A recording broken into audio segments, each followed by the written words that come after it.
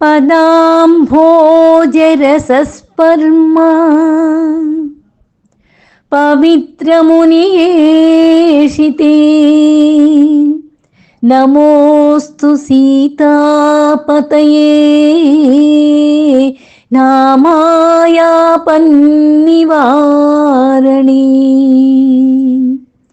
ఆపదామపహర్తారం దాతారం సర్వసంపదాం లోకాభిరామం శ్రీరామం భూయో భూయో నమామ్యహం భూయో భూయో నమామ్యహం. విశ్వామిత్రుడి చరిత్ర గురించి చెప్పడం ముగించేశాడు.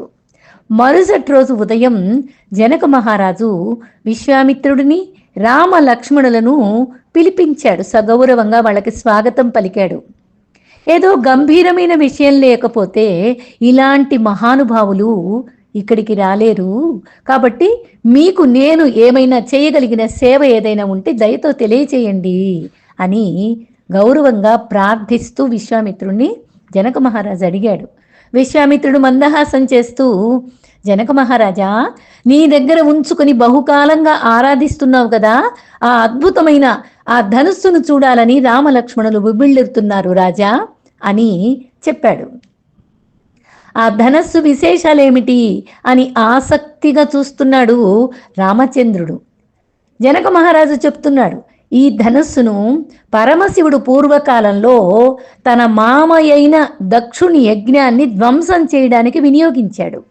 తనకు హవిర్భాగం ఇవ్వలేదు కాబట్టి పరమశివుడు క్రోధంతో ఈ ధనుస్సుని చేతపట్టుకొని దేవతలను సంహరించాలనుకున్నాడు. అక్కడ దక్ష యజ్ఞం కథ ఇక్కడ గుర్తు చేసుకోవాలి. శివుణ్ణి ఆహ్వానించకుండా దేవతలందరినీ ఆహ్వానించాడు దక్షుడు. దేవతలందరూ వచ్చి కూర్చున్నారు. శివస్వరూపం అంటే జ్ఞానస్వరూపం. జ్ఞానం లేకుండా ఎన్ని దేవతల్ని ఆరాధించినా, ఎంత మంచి కర్మలు యజ్ఞాలు హోమాలు చేసినా అది శూన్యమైపోతుంది, ఫలించదు, ఏమీ ఫలించదు అనే విషయాన్ని ఇక్కడ మనం అర్థం చేసుకోవాలి. అప్పుడు దేవతల్ని సంహరించాలనుకున్నాడు పరమశివుడు. తెలివి తెచ్చుకున్న దేవతలు పరమశివుడిని శాంతింపచేశారు. ఆ శివధనస్సుని అప్పుడు వాళ్ళకి ఇచ్చేశాడు, దేవతలకి ఇచ్చేశాడు. వాళ్ళేం చేశారు, దేవతలు పూర్వీకుడైనటువంటి నిమి మహారాజు యొక్క జ్యేష్ఠ కుమారుడైన దేవరాతుడికి ఈ ధనుస్సుని ఇచ్చారు అని జనక మహారాజు వివరించాడు. చివరికి జనక మహారాజు దగ్గరికి చేరింది అది. పరమశివుని ధనస్సు యొక్క వృత్తాంతాన్ని వర్ణించిన తర్వాత జనక మహారాజు ఆసక్తిదాయకమైన మరో కథను కూడా వివరించాడు. ఒకసారి నేను బంగారు నాగలితో యజ్ఞశాల క్షేత్రాన్ని చదును చేస్తూ ఉన్నాను.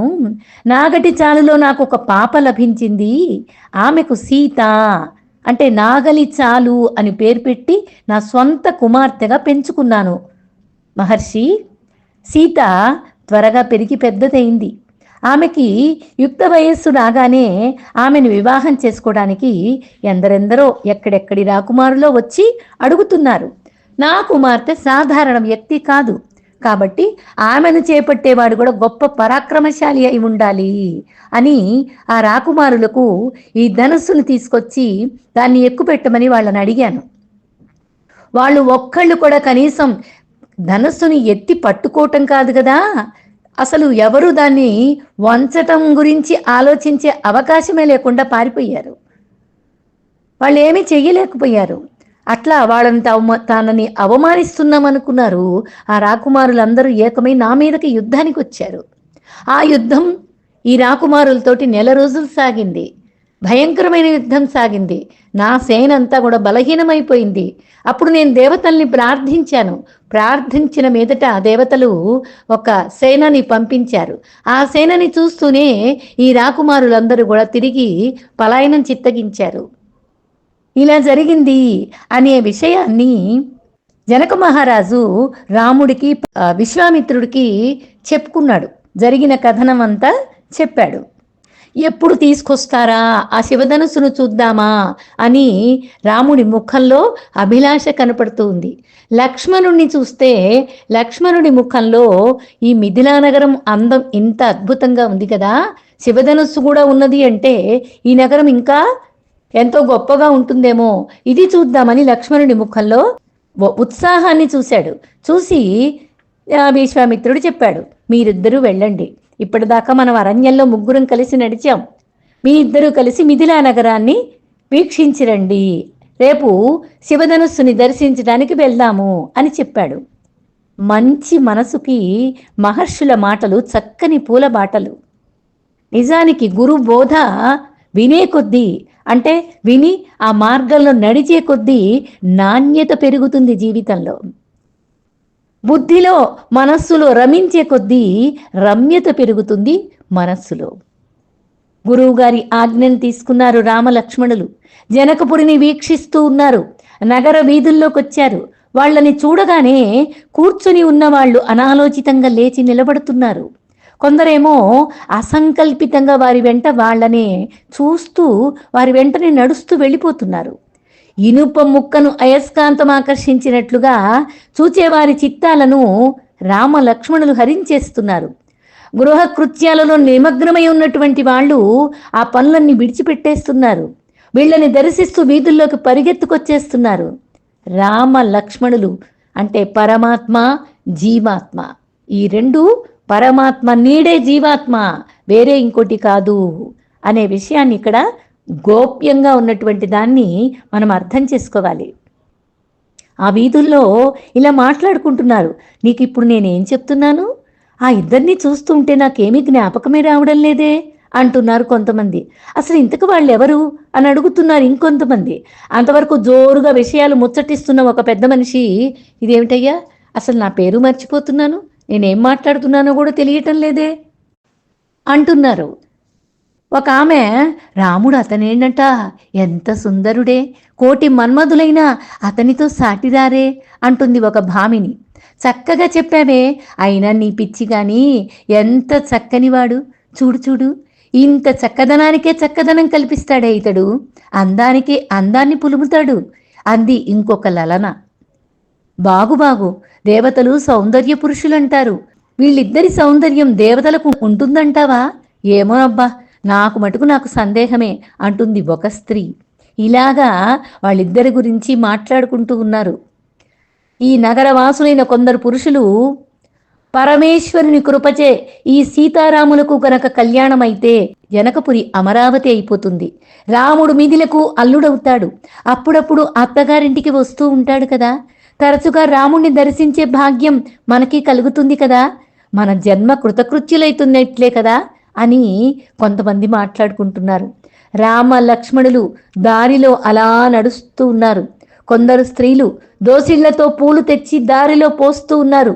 కుసుమ కోమలమైనటువంటి రాముని చరణాలు కటిక నేలను సహించలేవట, అందుకే పూలు పరుస్తున్నారు. మరికొందరేమో పైనుంచి పూలు చల్లుతూ ఉన్నారు. అప్పుడైనా రాముడు తల పైకెత్తి చూస్తాడేమో అని పుష్పాలు తల మీద చల్లుతూ ఉన్నారు. రామ లక్ష్మణులు ఏ చోటికి చేరుతుంటే ఆయా ప్రాంతం వాళ్ళు దివ్య ఆనందాన్ని అనుభవిస్తున్నారు. జనకపురిలో పరమానంద యోగి అనే పరమహంస ఒకళ్ళు ఉండేవారట. ఆయన అవధూత. ఎవరితో మాట్లాడకుండా ఒక చెట్టు కింద పడుకొని ఉంటాడు ఎప్పుడు. రాముణ్ణి చూడగానే ఆయన కూడా లేచి రాముణ్ణి అనుసరించి రామ దర్శనానికి పొంగిపోయాడట. ఇది భగవద్ దర్శనం అంటే, భగవద్ అనుభూతి అంటే ఇలా ఉంటుంది.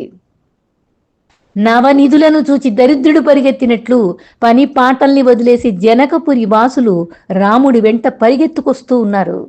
ఈలోగా ఆడుకుంటున్నటువంటి పసి బాలురు రామలక్ష్మణులను చూశారు. బంతిని విసిరేసి అమాంతం పరిగెత్తుకుంటూ వచ్చి రామలక్ష్మణులను పట్టుకుంటున్నారు. కొందరు బాలురు వాళ్ళని చుట్టేసుకుంటూ ఉన్నారు. ఇది చూడండి, అది చూడండి, మా రాజ్యంలో ఇది ఉంది, మా వీధిలో ఇది ఉంది అని ఆ చిన్నారి బాలురు రామ లక్ష్మణులను స్పర్శ చేస్తూ ఆ ఆనందానికి అవధం లేనంతగా ఆనందభరితులవుతూ ఉన్నారు. వాళ్ళ బిడ్డల శరీరాలు పులకితమవుతూ ఉన్నాయి. మీరు మా ఇంటికి వస్తారా? మా ఇంట్లో మంచి వెన్న, కండ చక్కెరలు ఉన్నాయి అని పిల్లలు రాముడు లక్ష్మణులతో చెప్తూ ఉన్నారు. వాళ్ళు ఆనందంగా వాళ్ళ మాటలు వింటూ, ఇప్పటికే చాలా ఆలస్యమైంది, గురువుగారికి కోపం వస్తుందేమో అని భయపడుతున్నాడు రాముడు. ఎవని భయానికి భయం కూడా భయపడుతుందో అట్లాంటి రాముడు భక్తికి భయపడతాడు. భక్తి ప్రభావం అంటే అలాంటిది. గురువుకి ఇవ్వవలసినటువంటి గౌరవం అంటే ఇది. భయభక్తులు గురువు మీద ఉండాలి శిష్యుడికి అనేది ఇక్కడ రాముడు మనకు ఆచరించి చూపిస్తున్నాడు. భయము భగవంతుని చూచి భయపడుతుంటే భక్తికి భగవంతుడే భయపడతాడు. ఇది మనం అర్థం చేసుకోవాలి. రామలక్ష్మణులు తిరిగి వచ్చారు. గురుదేవులు పాదాలకు నమస్కరించారు, విశ్రమించారు. తెల్లవారింది. రాముడు పరమశివుడి ధనుస్సును చూడాలని కుతూహలపడుతున్నాడు కాబట్టి దానిని పరీక్షించడం కోసం అతని ముందుకు తెప్పిస్తాను. ఆ అద్భుత ధనుస్సు యొక్క నారిని రాముడు సంధించగలిగితే అప్పుడు నేను సంతోషంగా సౌందర్య రాశి అయిన నా కుమార్తె సీతను అతనికి ఇస్తాను అని జనక మహారాజు చెప్పాడు.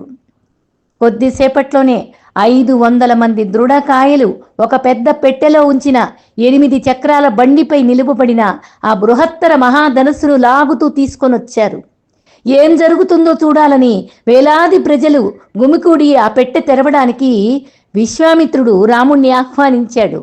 రాముడు మెచ్చుకోలుగా ఆ ధనస్సు వంక చూస్తూ ఉన్నాడు. దేవతలు, దానవులు, రాక్షసులు, యక్షులు, గంధర్వులు, నాగులు సహితం ఆ మహాశక్తివంతమైన ధనస్సును కనీసం వంచలేక విఫలమైనారు అనేది మళ్ళీ ఒక్కసారి గుర్తు చేసుకున్నాడు రాముడు. మరి ఒక సాధారణ మర్చుడు దీనిని సంధించడంలో విజయవంతం కాగలుగుతాడా అని నగర ప్రజలు ఆలోచిస్తున్నారు. జనక మహారాజు హెచ్చరించాడు. అసలు దాన్ని చూస్తూనే రామచంద్రమూర్తి నాజూకుగా తన ఎడమ చేతిని ధనస్సు మధ్య భాగంపై ఉంచాడు.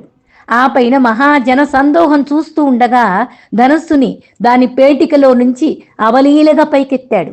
ధనస్సును ఎత్తి పట్టుకున్నాడు. రాముడు ఒక్క త్రుటిలో దాన్ని సంధించి గొప్ప శక్తితో దానిని మంచి గున్న ఏనుగు చెరుకు గడన తుంచేసినట్లుగా ఫెళ్ళుమని మధ్యకు తుంచేశాడు. అది విరిగినప్పుడు పుట్టిన పిడుగుపాటు వంటి శబ్దం ఒక మహాపర్వత విస్ఫోటనాన్ని తలపించింది. దాని ఫలితంగా విశ్వామిత్రుడు, జనకుడు, రామ లక్ష్మణులు మినహా తక్కిన వాళ్ళంతా నేల కొరిగారు. రామచంద్ర మహారాజుకి జై. జనక మహారాజు మహదానందభరితుడయ్యాడు.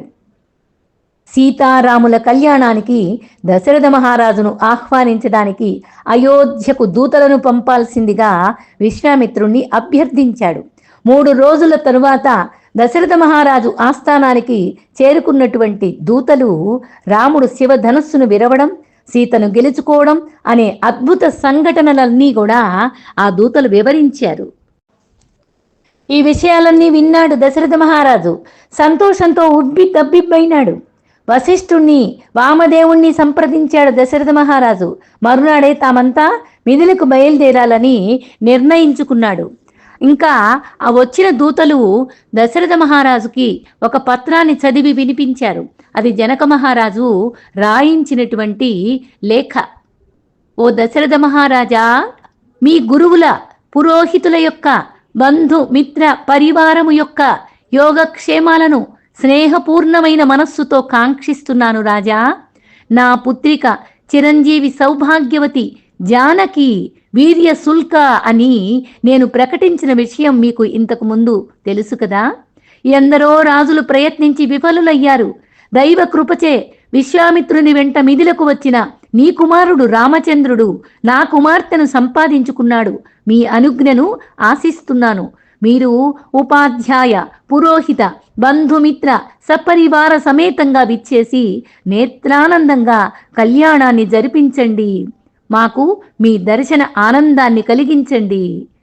విశ్వామిత్రుని అనుజ్ఞతో, శతానందుని అనుమతితో ఈ మాటలు పలుకుతున్నాను.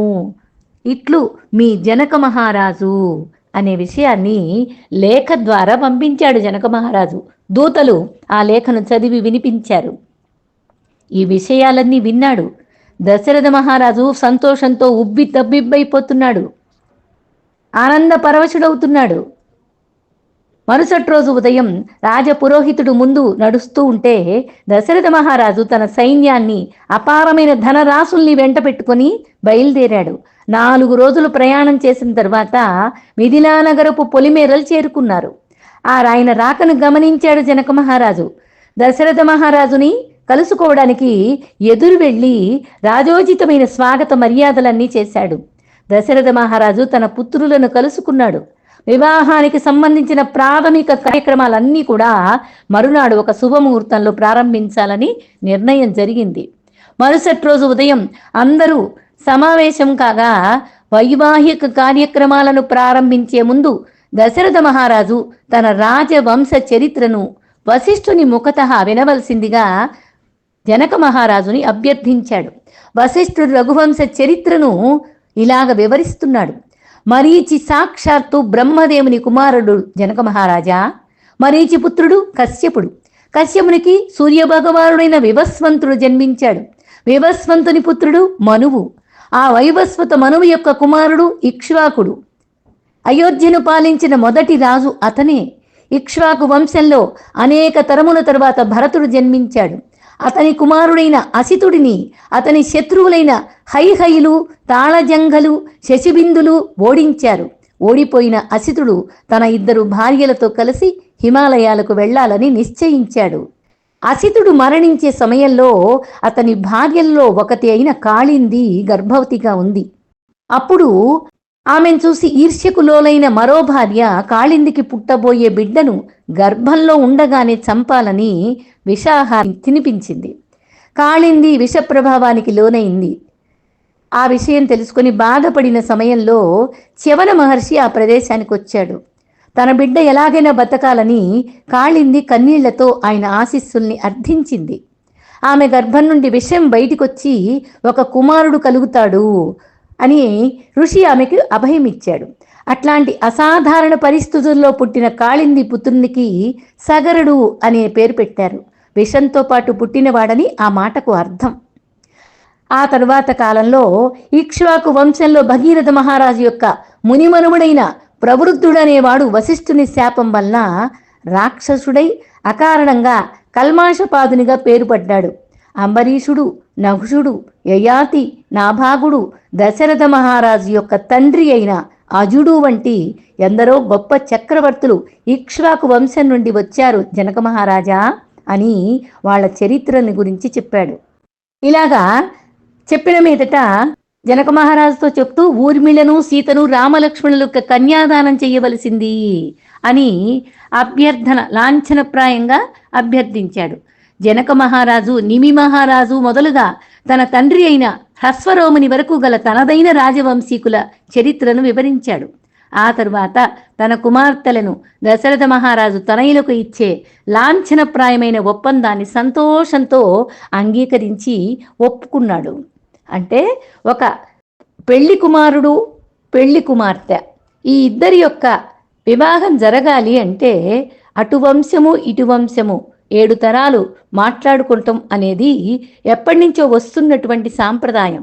ఈ సాంప్రదాయాలన్నీ అడుగంటిపోతున్న కాలంలో రామాయణం గురించి మనం మాట్లాడుకుంటున్నాము, రామాయణం గురించి తెలుసుకుంటున్నాము అంటే మనం ఎంత పుణ్యభాగ్యులమో అనేది విన్నవాళ్ళు కానీ, చదువుతున్న వాళ్ళు కానీ, తెలుసుకుంటున్న వాళ్ళు కానీ ఎంతో పుణ్య సుకృతం కలిగినటువంటి వాళ్ళని నా అభిప్రాయం. ముందుగా రామ లక్ష్మణులకు ఉపనయన కర్మలు జరిపించారు. గురుకులం నుండి విద్యార్థి స్వగృహానికి తిరిగి వచ్చిన సమయంలో చేయవలసినటువంటి కార్యక్రమాలన్నీ కూడా చక్కగా జరిపించారు. జనకుడి తమ్ముడైనటువంటి కుశధ్వజుని యొక్క 2 కుమార్తెలను భరత శత్రుఘ్నులకు కన్యాదానం చేయవలసిందని ఒక శుభముహూర్తంలో వశిష్ఠుడు అభ్యర్థించాడు. అందుకు జనక మహారాజు సంతోషంగా అనుమతించాడు, సమ్మతించాడు. సమావర్తనోత్సవం జరిగింది. దశరథ మహారాజు తన 4 కుమారులలో ఒక్కొక్కరికి గాను 1,00,000 గోవుల చొప్పున బ్రాహ్మణులకు దానం చేశాడు. అంటే ఒక కుమారుడు పెళ్లికి 1,00,000 గోవులు, అట్లా కొంతమందికి లక్షల గోవులు దానాలు చేస్తూ వచ్చాడు. ఆ పైన వివాహానికి నిశ్చయింపబడిన విజయనామకరమైనటువంటి శుభముహూర్తంలో వశిష్ఠుడు జనక మహారాజును సమీపించి, రాజా, కన్యాదాత కోసం కోసలాధిపతి అతని 9 కుమారులు బయట నిరీక్షిస్తున్నారు. ఇక ఆలస్యం లేకుండా శుభ వివాహ యజ్ఞం ఇప్పుడే ప్రారంభించాలి అని చెప్పాడు. యజ్ఞశాలలో మంగళ ద్రవ్యాలతో, సాంబ్రాణి, హరిద్ర, కుంకుమలతో అంతా సిద్ధమై ఉంది. బ్రాహ్మణులు వేద మంత్రోచ్చారణ చేస్తూ ఉన్నారు. వశిష్ఠుడు యజ్ఞ జ్వాలను వెలిగించాడు. ఆహుతులు సమర్పించడం మొదలుపెట్టారు. జనకుడు సీతను వెంట పెట్టుకొని యజ్ఞశాలలోకి ప్రవేశించాడు. రాముని పక్కనే ఆమెను ఆసీనురాలని చేశాడు. జనకుడు గద్గద స్వరంతో, ఓ రాజకుమార శ్రేష్ఠుడా, ఈమె నా కుమార్తె సీత. నీ ఆజీవన సహచారిణిగా దయచేసి ఈమె చేతిని స్వీకరించు. ఈమె సకల సద్గుణాలకు నిధి వంటిది. నీ నీడ నిన్ను వెన్నంటి ఉండే విధంగా ఈమె నిరంతరం నీకు అంకితమై నిలుస్తుంది అని ఎంతో భక్తి పారవస్యంతో చెప్పాడు. గంధర్వులు గానం చేస్తున్నారు. అప్సరసలు ఆనందంతో నాట్యం చేస్తున్నారు. స్వర్గం నుండి పుష్ప వర్షం కురుస్తూ ఉంది. దేవదుందువులు నినదిస్తూ ఉన్నారు. జనక మహారాజు భాగ్య దేవతైన సీత యొక్క చేతిని భగవంతుడైన రాముని చేతిలో కలిపాడు. ఆ పైన జనక మహారాజు ఊర్మిళ చేతిని లక్ష్మణుని చేతిలో, మాండవి చేతిని భరతుని చేతిలో, శృతకీర్తి చేతిని శత్రుఘ్నుని చేతిలో కలిపాడు. తరువాత ఆ 9 సోదరులు నూతన వధువులైన తమ భార్యల చేతులు పట్టుకుని యజ్ఞజ్వాల చుట్టూ ముమ్మారు ప్రదక్షిణం చేశారు. జనక మహారాజు చుట్టూ కూడా, మహర్షుల చుట్టూ కూడా ప్రదక్షిణాలు చేసి అందరి ఆశీర్వాదం స్వీకరించారు. వైభవోపేతంగా జరిగినటువంటి ఈ వివాహ మహోత్సవము అంటే రామచంద్రులు సీతారామచంద్రుల వివాహమే. అందుకే మనం శ్రీరామనవమికి రామ కళ్యాణం జరిపిస్తూ ఉంటాము. ఆనందోత్సవాలతో ఇదంతా ప్రజలు ఎక్కువ మక్కువ చూపుతూ ఉంటారు. ధర్మబద్ధంగా నడుచుకోవడం ద్వారా స్త్రీ పురుషులు తమ వైవాహిక జీవితాన్ని విజయవంతంగా ఎలా అనుభవించవచ్చో భగవానుడైన శ్రీరాముడే స్వయంగా ఆచరించి చూపించాడు. మానవులైన వాళ్ళు పిల్లులు, కుక్కల వలె కేవలం లైంగిక వాంఛతో వివాహం చేసుకోరాదు. ఎందుకంటే ఆ పశు విధానంలో భయం ఉంటుంది, బాధలుంటాయి, పునర్జన్మ అనేది మిళితమై ఉంటుంది. అందువల్ల ప్రతి నాగరిక సమాజం శాంతి సాధనకు ఉద్దేశించబడిన ధార్మిక సూత్రాలకు అనుగుణంగా అత్యుత్తమమైనటువంటి సమాజం నిర్మాణం కావాలి అంటే వైవాహిక జీవితాన్ని ఎంతో క్రమబద్ధమైన రీతిలో రూపొందించడం అనేది జరగాలి. సీతారాములు పరస్పరం విడదీయరాని భార్యాభర్తలు. ఒక్కొక్కసారి భౌతికవాదులు శ్రీరాముడు లేకుండా కేవలం భాగ్యదేవతను మాత్రమే ఆరాధిస్తారు. అది ఎన్నటికీ సాధ్యం కాదు. కృష్ణుడిని, రాముడిని సంతృప్తి పరిచిన మీదట అమ్మవారి భాగ్యదేవత స్వయంగా సకల ఆశీస్సుల్ని మనకు ప్రసాదిస్తుంది. కుటుంబ వ్యవహారాలతో సహా అన్ని విషయాల్లోనూ విజయవంతంగా జీవించే రహస్యం ఏమిటి అంటే భగవంతుడిని మన జీవిత కేంద్రంగా చేసుకోవాలి. ఆయన సేవగే మన కార్యకలాపాలన్నిటినీ లక్ష్యంగా చేసుకోవాలి. ఆనాటి వేడుకలన్నీ ముగిసిన మీదట పెళ్లి బృందం వాళ్ళు రాత్రికి విశ్రమించారు. మరుసటి రోజు ఉదయమే విశ్వామిత్రుడు మిథిల నుండి హిమాలయానికి వెళ్ళిపోయాడు.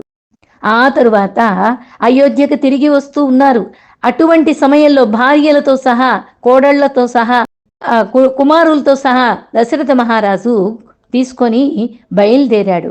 అయోధ్యకు తిరిగి వస్తూ ఉండగా భయగ్రస్తమైనటువంటి అసంఖ్యాకమైనటువంటి పక్షులు కీచుకీచుమని అరుస్తూ తలమీదుగా ఎగురుతున్న దుశ్శకునం దశరథ మహారాజు చూశాడు. అదే సమయంలో తన దారిలో ఒక జింక ఎడమ నుండి కుడివైపుకు పోతున్న శుభశకునం కూడా ఆయనకు కనిపించింది. ఏదో ప్రమాదం ముంచుకురానుందేమో అనుకుంటూ మళ్ళీ శుభ ఫలితం కూడా కనిపిస్తుంది అని వశిష్ఠుడికి దశరథ మహారాజు వివరంగా చెప్పాడు. దశరథ మహారాజు ఆయన పురోహితుడు ఆ విషయం గురించి చర్చించుకుంటూ ఉండగానే ఒక ప్రచండ ప్రభంజనం మొదలై భూమిని కంపింపచేస్తూ మహావృక్షాలు నేలకూలుస్తూ ఉన్నారు. ఆ శబ్దం వినపడుతూ ఉంది. నేలకూలిపోతూ ఉన్నాయి. ఉవ్వెత్తున ధూళి పైకి లేచింది. అన్ని దిశలలో కప్పేసింది. దానివల్ల అలుముకున్న గాఢాంధకారాన్ని చూశాడు దశరథ మహారాజు. కుమారులు, వశిష్ఠాది ఋషులు తప్ప తక్కిన వాళ్ళంతా నివ్వెరపోయి భయభ్రాంతులై చూస్తూ ఆశ్చర్యంగా ఉన్నారు. అకస్మాత్తుగా విఖ్యాతుడైనటువంటి భయంకర యోధుడు పరశురాముడు జడలు కట్టిన శిరోజాలతోటి కుడిభుజం మీద ఒక గండ్ర గొడ్డలితోటి ఎడమ భుజాన వేళ్లాడుతున్న ధనస్సుతోటి ఒక శక్తివంతమైన శరాన్ని చేతపట్టుకొని అక్కడ ప్రత్యక్షమైనాడు. గతంలో 21 పర్యాయాలు క్షత్రియ వంశాలను సంహరించిన మీదట ఇక కోపానికి వశుడను కాను అని శపథం చేసిన మహానుభావుడు ఇప్పుడు ఇక్కడ ఇలాగ కనిపిస్తున్నాడు. ఋషులందరూ ఆశ్చర్యపోయారు. ఇతని కోపానికి కారణమేమిటా అని అనుకున్నారు. ఇప్పుడు వణుకుతున్న కంఠంతో మహారాజు అంటున్నాడు, ఓ ఋషీశ్వర పరశురామ, నీ ఆగ్రహాన్ని విడిచిపెట్టు. ఇక పోరాటాన్ని వదిలివేశానన్న నీ శపథం ఒకసారి గుర్తు చేసుకో. నీవి భూమినంతా కశ్యపునికి దానం చేసి తపశ్చర్యల నిమిత్తం మహేంద్ర పర్వతం మీదకు వెళ్ళిపోయావు కదా, ఇప్పుడు ఎందుకు ఇలా రావడం అని అడిగాడు. పరశురాముడు దశరథుడిని ఏమాత్రం పట్టించుకోకుండా రాముడితో పరమశివుడి ధనస్సును మహావిష్ణువు ధనస్సును రెండింటిని విశ్వకర్మయ్య కదా రూపొందించాడు. వాటిల్లో ఒకదాన్ని త్రిపురాసుర సంహార నిమిత్తం పరమశివుడికి ఇవ్వడం జరిగింది. పరమశివుడు ఆ దానవుడిని వధించిన తర్వాత ఒక రోజున దేవతలు బ్రహ్మదేవుని వద్దకు వెళ్ళి పరమశివుడు మహావిష్ణువులలో ఎవరు ఎక్కువ శక్తిమంతులు అని ప్రశ్నిస్తే ఎవరికి వారే శక్తిమంతులు అనే విషయాన్ని మనకి తెలియచేశారు. నువ్వేదో శివనారిని సంధించావట కదా, ఇప్పుడు ఇక్కడ నా దగ్గర మహావిష్ణువు ఇచ్చినటువంటి ఈ ధనస్సు ఉంది, దీన్ని ఎక్కుపెట్టు, అప్పుడు నేను ఒప్పుకుంటాను నువ్వు గొప్పవాడివని అని పరశురాముడు రామచంద్రుడితో ఎదురుగా నిలబడి మాట్లాడుతున్నాడు. అంతా విన్నాడు రామచంద్రమూర్తి. ఏమీ మాట్లాడకుండానే ఒక్క ఉదుటిన పరశురాముని చేతిలో నుండి ధనస్సుని బాణాన్ని లాగేసుకోవటం ద్వారా ఆ సవాలును స్వీకరించాడు. వాటితో పాటే పరశురాముడు దీర్ఘకాల తపస్సుతో సాధించుకున్న తపశ్శక్తిని కూడా రాముడు లాగేసుకున్నాడు. పరశురాముడు నిబ్బెరపై చూస్తూ ఉండగానే రాముడు సునాయాసంగా వింటిని నారి తగిలించి బాణాన్ని చివరిదాకా లాగి సంధించి పరశురామునితో, నీవు బ్రాహ్మణుడవు, విశ్వామిత్రునితో సంబంధం కలిగిన వాడెవవు, కాబట్టి నిన్ను నేను చంపలేను, కానీ నా ఈ శరసంధానం వ్యర్థం కాకూడదు, కాబట్టి నీ సవాలుకు ధీటైన సమాధానం ఇవ్వవలసి ఉంది, కనుక నీవు నీ తపస్సాధనల ఫలితంగా ఆర్జించుకున్నట్టి స్వర్గ ప్రాప్తిని ఇవ్వగలిగినట్టి పుణ్యశేషాన్ని నిశ్శేషం చేయటానికి దీనిని వినియోగిస్తాను, నిన్ను స్వర్గప్రాప్తి కలిగించను అనే విషయాన్ని ఇక్కడ ఒక శాపంలాగా ప్రకటించేశాడు. రాముడి శరప్రయోగాన్ని వీక్షించిన దేవతలు దేవర్షులు ఆకాశంలో గుమికూడారు. పరశురాముడిని అప్పటికే రాముడు నిర్వీర్యుడి చేశాడు. భగవానుడైనటువంటి రాముణ్ణి కళ్ళప్పగించి చూస్తూ ఉండడం తప్ప ఎవ్వరు ఏమీ చేయలేకపోయారు. రాముడు బాణాన్ని లాగుతూ చెవి వరకు తీసుకురాగా పరశురాముడు నెమ్మదించిన స్వరంతో, నేను కశ్యపుడిని భూమిని దానం చేసిన మీదట నన్ను ఇక్కడ నివసించవద్దని ఆదేశించాడు, ఈ కారణంగా నేను చీకటి పడేలాగా వెళ్ళిపోవలసి ఉంది, నాకు స్వర్గ ప్రాప్తి లేకపోతే లేకపోయింది. ఓ రామ, నీవు సాక్షాత్తుగా శ్రీ మహావిష్ణువే అని నాకిప్పుడు తెలుసుకున్నాను, అందువల్ల నీ చేతుల్లో పరాజితుడిని కావటం నాకేమాత్రం లజ్జాస్పదంగా లేదు, ఇది నా భాగ్యంగా భావిస్తాను అని చెప్పాడు. ఈ సందర్భం ఇలా జరిగి విజయవంతంగా అయింది. స్వగృహానికి దశరథ మహారాజు నందనులు నలుగురు తమ తమ పత్నులతో ఎంతో సుఖంగా గడుపుతూ స్వగృహానికి వెళ్ళిపోయాడు. అయోధ్యకు యుధాజిత్తొచ్చాడు. మేనమామ, శత్రుఘ్నులకు భరతుడికి మేనమామ అయోధ్యకొచ్చి మేనల్లులను తనతో వచ్చి ఉండవలసిందిగా, కొన్నాళ్ళు నాతో కూడా సంతోషాన్ని పంచి ఇవ్వవలసిందిగా అర్థించాడు. దశరథ మహారాజు మేనమామకు ప్రేమను అందించి వాళ్ళ కూడా సంతోషాన్ని కలిగించమని వాళ్ళిద్దరినీ పంపించాడు. సీత శ్రీరాముడు ఇద్దరూ కూడా హృదయానికి ఒకరికొకరు ఎవరు ఎక్కువ ఎవరు తక్కువ అనేది లేదు, ఒకరికొకరు అంకిత భావంతో హృదయాన్ని ఒకరికొకరు నియంత్రించగలిగే స్థితికి చేరుకున్నారు. అంతటి రామచంద్రుడు, అంతటి సీతమ్మ ఆదర్శ దంపతులని ఎక్కడా మనం చూడలేము. అటువంటి ఆదర్శ దంపతులను ఈ ప్రపంచంలో భగవంతుడు అందరినీ ఉంచేలాగా, మనస్సుల్ని నిలబించేలాగా, ఒకరికొకరు ప్రేమించుకునేలాగా ఉండాలని సీతారామచంద్రులను మనస్ఫూర్తిగా ప్రార్థిద్దాం. భగవంతుని ఆశీర్వాదానికి పాత్రులవుదాం. సీతారామమూర్తికి, సీతారామచంద్రులకు జయము జయము. జై శ్రీరామ్.